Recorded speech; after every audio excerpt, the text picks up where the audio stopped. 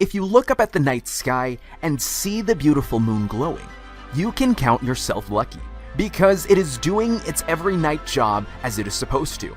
Ever since the moon became an integral part of Earth, it is spinning around us and throwing its light with a little help of Mother Sun to Earth.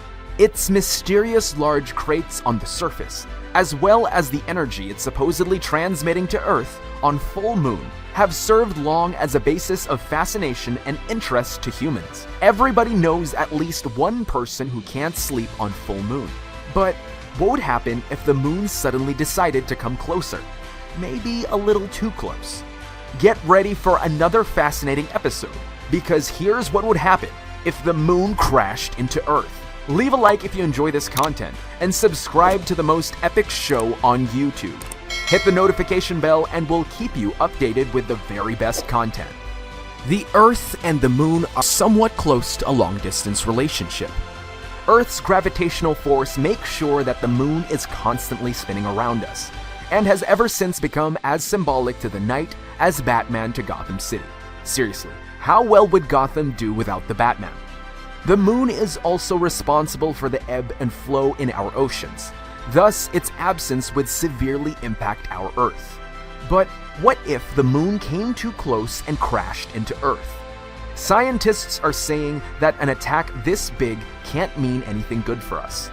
With a radius of more than 1,000 miles, you can imagine how big the moon really is. That's roughly the distance between Jacksonville, Florida, and New York City. Double that, and you have the full length of the moon. If the moon crashed into Earth, it would destroy Earth as we know it. The imminent impact would destroy the surroundings to a point where it is difficult to say if anything within a distance of 500 to 1,000 miles would survive. Plants, animals, and humans will share a fate of misery and death. Dust would first cover ground zero and slowly expand to cover all of the planet.